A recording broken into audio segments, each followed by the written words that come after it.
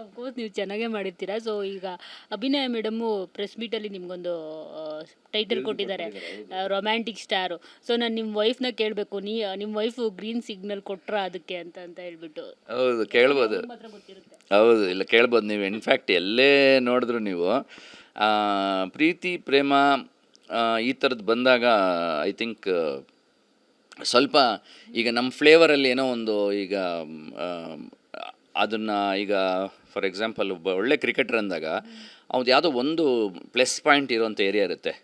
Of side ತುಂಬ ಚೆನ್ನಾಗಿ ಆಡ್ತಾರೆ, ಸೊ ಲೆಗ್ ಸೈಡ್ ತುಂಬ ಚೆನ್ನಾಗಿ ಆಡ್ತಾರೆ, ಕೆಲವ್ರು ಬರೀ ಸಿಕ್ಸರ್ಸು ಫೋರರ್ಸೇ ಹೊಡಿತಾರೆ, ಬಂದ ತಕ್ಷಣ ಸಿಕ್ಸ್ ಹೊಡಿತಾರೆ, ಅವ್ನು ಸಕ್ಕತ್ತಾಗಿ ಸಿಕ್ಸರ್ ಹೊಡಿತಾರೆ. ಆ ಥರದ್ದು ನಮಗೇನೋ ರೊಮ್ಯಾನ್ಸ್ ಸ್ವಲ್ಪ ಚೆನ್ನಾಗಿ ಮಾಡ್ತೀವಿ ಅನ್ನೋದು ಒಂದಿದು.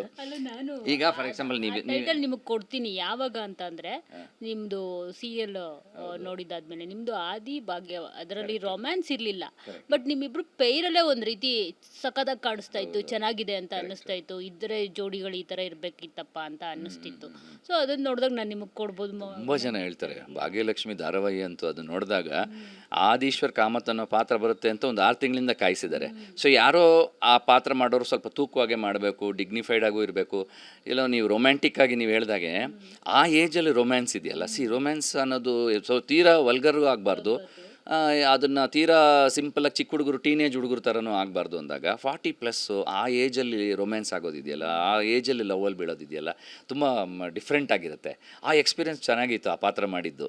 ಸೊ ಹಂಗಾಗಿ ಅದನ್ನು ನೋಡಿದಾಗ ನೀವು ಹೇಳಿದ್ದು ಕರೆಕ್ಟು, ನಾನು ಕಣ್ಣಲ್ಲೇ ವ್ಯಕ್ತಪಡಿಸ್ತೀರಾ, ಜೊತೆಗೆ ಒಬ್ರನ್ನೊಬ್ರು ಅರ್ಥ ಮಾಡ್ಕೊಳ್ಳೋದಿದೆಯಲ್ಲ, ಸೊ ಅದನ್ನು ಆಡಿಯನ್ಸ್ಗೆ ಈ ರೊಮ್ಯಾನ್ಸ್ ಮಾಡಿದ್ರೇ ಇಷ್ಟ ಆಗುತ್ತೆ.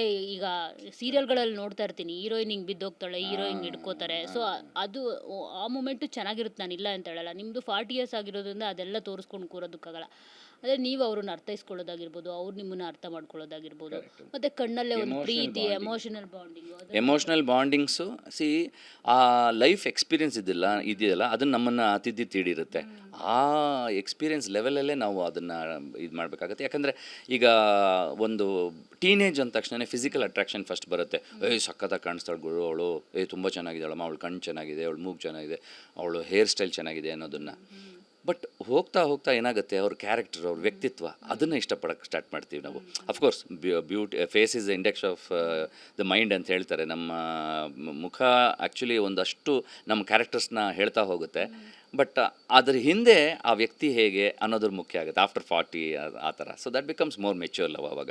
ಈಗ ನೀವು ನೋಡಿದ ತಕ್ಷಣ ತುಂಬ ಸುಂದರವಾಗಿದ್ದೀರಾ ಅಂತ ಹೇಳ್ಬೋದು ನಾನು, ನೀವು ಸುಂದರವಾಗಿದ್ದೀರಾ ಡೆಫಿನೆಟ್ಲಿ, ಬಟ್ ಅದು ಫಸ್ಟ್ ಅಪಿಯರೆನ್ಸ್. ಬಟ್ ಅದಲ್ಲದೆ ನೀವು ಒಳ್ಳೆ ವ್ಯಕ್ತಿ ಆಗ್ತೀರಾ, ನೀವು ನಮ್ಮನ್ನು ಮಾತಾಡ್ಸೋದಾಗಲಿ, ನನ್ನ ಜೊತೆ ಡೀಲ್ ಮಾಡೋದಾಗಲಿ, ಏನೋ ಒಂದು ಬಿಸ್ನೆಸ್ ಯಾರೋ ಒಂದಿಬ್ಬರು ಕೂತ್ಕೊಳ್ತಾರೆ, ಒಂದು ಹೆಣ್ಣು ಒಂದು ಗಂಡು ಕೂತ್ಕೊಂಡು ಯಾವುದೋ ಒಂದು ಬಿಸ್ನೆಸ್ ಚರ್ಚೆ ಮಾಡಿದಾಗ ಆ ಹೆಣ್ಣು ಚೆನ್ನಾಗಿರುತ್ತೆ, ಒಂದು ಒಳ್ಳೆ ಕಾಂಪ್ಲಿಮೆಂಟ್ ಕೊಡ್ತೀವಿ, you are looking very beautiful, ಏನೋ ಯುವರ್ ಸಾರಿ ಈಸ್ ನೈಸ್, ಆ ಥರದ್ದೇನೋ ಹೇಳ್ತೀವಿ. ಅದನ್ನು ಅದು ರಿಸೀವ್ ಮಾಡ್ತಾರೆ, ಅದು ಅಲ್ಲಿಗೆ ಮುಗ್ದೋಗುತ್ತೆ. ಟೀನೇಜ್ ಟೈಮಲ್ಲಿ ಆದರೆ ಇನ್ನು ಹೆಂಗೆ ಅವಳನ್ನ ಪಟಾಯಿಸ್ಕೊಬಿಡ್ಬೋದು, ಅಥವಾ ಹೆಂಗೆ ಆ ಇಂಪ್ರೆಸ್ ಮಾಡೋದು ಒಬ್ರನ್ನೊಬ್ರು, ಅದೆಲ್ಲ ಸ್ವಲ್ಪ ಆ ಟೀನೇಜ್ಗೆ ಚೆಂದ ಅದು. ಸೊ ಆ ಲವ್ ಸ್ಟೋರಿ ಅವ್ರು ಪ್ಲೇ ಮಾಡಿದ್ರೆ ಚೆಂದ.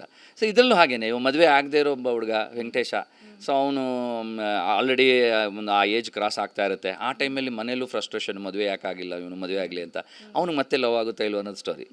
ಸೊ ನಿಮ್ಮ ಸ್ಟೋರಿಗೂ ಮತ್ತು ನಿಮಗೆ ಈಗ ಇರೋ ಕ್ರೇಜ್ಗೂ ಸ್ವಲ್ಪ ಮಿಕ್ಸ್ ಆಗುತ್ತೆ ಅಂತ ಅನಿಸುತ್ತೆ, ಅಂದರೆ ಕನೆಕ್ಟ್ ಆಗುತ್ತೆ ಅನಿಸುತ್ತೆ. ಯಾಕಂದರೆ ಲವ್ ಈಸ್ ಎ ಮಿಕ್ಸ್ ಅಂತ ಹೇಳಿದ್ದೀರಾ. ಸೊ ನಿಮಗೆ ದಡ್ಡಪಿಂಡಗಳು ಆ ಟೈಮಲ್ಲಿ ಮತ್ತು ಸಿನಿಮಾ ಮಾಡೋ ಟೈಮಲ್ಲಿ ನಿಮಗೆ ಟೀನೇಜರ್ಸ್ ತುಂಬ ನಿಮ್ಮನ್ನು ಇಷ್ಟಪಡ್ತಾ ಇದ್ರು, ಗರ್ಲ್ಸ್. ಸೊ ನೀವು ಈಗ ಭಾಗ್ಯಲಕ್ಷ್ಮಿನಲ್ಲಿ ಆ್ಯಕ್ಟ್ ಮಾಡಿದ್ದಾದಮೇಲೆ ನಿಮ್ಮನ್ನು ಎಲ್ಲ ವರ್ಗದ ಮಹಿಳೆಯರು ತುಂಬ ಇಷ್ಟಪಡ್ತಿದ್ದಾರೆ. ಅಂದರೆ ನಿಮ್ಮನ್ನು ಟೀನೇಜ್ ಹುಡುಗಿರು ಇಷ್ಟಪಡ್ತಿದ್ದಾರೆ, ಸೊ 30 ಕ್ರಾಸ್ ಆಗಿರೋರು ಇಷ್ಟಪಡ್ತಿದ್ದಾರೆ, 25 ಕ್ರಾಸ್ ಆಗಿರೋರು ಇಷ್ಟಪಡ್ತಿದ್ದಾರೆ, ಮತ್ತು 50-60 ಏಜ್ ಅವರು ನನಗೆ ಈ ಥರ ಗಡ್ಡ ಸಿಗಬಾರ್ದಾಗಿತ್ತ, ನನಗಿಂತ ಒಬ್ಬ ಬಾಯ್ ಫ್ರೆಂಡ್ ಸಿಗಬಾರ್ದಾಗಿತ್ತ ಅಂತ. ಸೊ ನೋಡಿ, ನಿಮ್ಮ ಈ ಸಿನಿಮಾ ಕರೆಕ್ಟಾಗಿ ಈ ಒಂದು ಟೈಟಲ್ ಆಗಿರ್ಬೋದು, ಈ ಒಂದು ನಿಮ್ಮ ಈಗ ಸೀರಿಯಲ್ ಆದ ನಂತರ ಒಂದಷ್ಟು ಕ್ರೇಜ್ ಆಗಿರ್ಬೋದು, ಸೊ ಅದೆಲ್ಲವೂ ಮ್ಯಾಚ್ ಆಗ್ತಿದೆ ಅಂತ ಅನ್ಸುತ್ತೆ.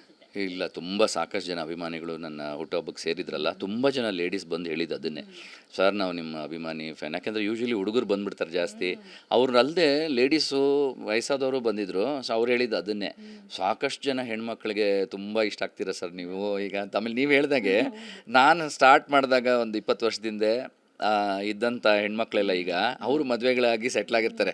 ಬಟ್ ನಮ್ಮ ಹೀರೋನಪ್ಪ ಇವನು ಅಂತ ಅವ್ರ ಗಂಡನ ಹೇಳಿ ಕರ್ಕೊಬರ್ತಾರೆ ಸಿನಿಮಾಗೆ. ದಂಡಪಿಂಡಗಳು ಟೈಮಲ್ಲಿ ತುಂಬ ಇಷ್ಟಪಡ್ತಾ ಇದ್ರು. ದಂಡಪಿಂಡಗಳು ಟೈಮಲ್ಲಿ ನಮಗೆ ಪಣಿರಾಮಚಂದ್ರ ಅವ್ರಿಗೆ ಒಂದು ಕರೆ ಬಂದಿತ್ತು. ಆವಾಗ ಲ್ಯಾಂಡ್ಲೈನಲ್ಲಿ ಒಂದು 5 ಜನ ಹುಡುಗಿರು, ಐ ಥಿಂಕ್ ಮಹಾರಾಣಿ ಕಾಲೇಜು ಏನೋ, ಐ ಥಿಂಕ್ ಈ ಕಾರ್ಯಕ್ರಮ ನೋಡ್ತಾ ಇದ್ರೆ ಅವ್ರು ರಿಲೇಟ್ ಮಾಡ್ಕೋತಾರೆ. 5 ಜನ ಹುಡುಗಿರು, 5 ಜನ ನಾವು ಏನು 5 ಜನ ದಂಡಪಿಂಡಿಗಳು ಕ್ಯಾರೆಕ್ಟರ್ ಮಾಡ್ತಾ ಇದ್ವಲ್ಲ, ನಮಗೆ ಫ್ಯಾನ್ಸು ಅವ್ರವ್ರು ಆ ಹೆಸರು ಇಟ್ಕೊಂಡಿದ್ರಂತೆ. ಅವರು ಪಣಿರಾಮಚಂದ್ರ ಅವ್ರು ಕರೆ ಮಾಡಿ, ಈ ಥರದ್ದು ನಾವು ಫ್ಯಾನ್ಸ್ ಇದ್ದೀವಿ ಕಾಲೇಜಿಂದ, ಮಹಾರಾಣಿ ಸಮ್ ಲೇಡೀಸ್ ಕಾಲೇಜ್, ಅವರು ಫೋನ್ ಮಾಡಿ ನಮ್ಮೆಲ್ಲರ ಜೊತೆ ಮಾತಾಡಬೇಕು ಅಂತ ಯಾವುದೋ ಒಂದು ಫೋನ್ ವ್ಯವಸ್ಥೆ ಮಾಡಿ ನಾವೆಲ್ಲರೂ ಮಾತಾಡಿದ್ದೀವಿ. ನನ್ನ ಕ್ಯಾರೆಕ್ಟರ್ ಯಾವುದೋ ಒಂದು ಮಾಡ್ತಾಯಿದ್ದೆ, ಬರ್ಗೆಟ್ ರಮೇಶ ಅಂತ, ವೇಸ್ಟ್ ವೆಂಕಟೇಶ ಅಂತ, ಇನ್ನೊಂದು ಏನೋ ಕಳ್ಮಂಜ, ಅವ್ರವ್ರವ್ರು ಹೆಸರು ಇಟ್ಕೊಬಿಟ್ಟಿದ್ದಾರೆ. ಒಂದು ನಿಮಿಷ ಇರಿ ಸರ್, ಈಗ ನಮ್ಮ ಇನ್ನೊಂದು ಹುಡುಗಿ ಕೊಡ್ತೀನಿ, ಅವಳು ಬರ್ಗೆಟ್ ರಮೇಶ, ನಿಮ್ಮ ಫ್ಯಾನು ಹಂಗೆ ಕೊಡ್ತೀವಿ. ತುಂಬ ಚೆನ್ನಾಗಿ ಮಾಡ್ತೀವಿ ಸರ್ ನಾವೆಲ್ಲ, ಒಂದು ಮೀಟ್ ಮಾಡಿ ಸರ್ ನಾವೆಲ್ಲ ಅಂತ ಒಂಥರ ತುಂಬ ಪ್ರೀತಿಯಿಂದ ಮಾತಾಡ್ಸಿದ್ರು, ಅಭಿಮಾನದಿಂದ. ಹಂಗೆ ಅಷ್ಟು ಕ್ರೇಜ್ ಇದ್ದಂಥವ್ರು. ಸೊ ಅವರೆಲ್ಲ ಅಫ್ಕೋರ್ಸ್ ಇವತ್ತಿಗೆ ಮದುವೆಯಾಗಿ ಸೆಟ್ಲ್ ಆಗಿರ್ತಾರೆ. ಅವರು ಅಂಥ ಅಭಿಮಾನಿಗಳು ಇರ್ತಾರೆ ನಮಗೆ. And youngsters who feel that ನಮ್ಮ ಬಾಯ್ ಫ್ರೆಂಡು ಈ ಥರ ಇದ್ದರೆ ಚೆನ್ನಾಗಿರುತ್ತೆ, ಇಷ್ಟು ಡಿಗ್ನಿಫೈಡಾಗಿ ನಡ್ಕೊಂಡ್ರೆ ಚೆನ್ನಾಗಿರುತ್ತೆ ಅಂತ ನೀವು ಹೇಳ್ದಂಗೆ ಆ್ಯಪ್ಟಾಗಿ ಈ ಟೈಮ್ಗೆ ಇದು ಬರ್ತಾಯಿದೆ. ಅದು ನಮ್ಮ ಅದೃಷ್ಟ, ಕೆಲವು ಸತಿ ಚೆನ್ನಾಗಿ ವರ್ಕೌಟ್ ಆಗೋದು.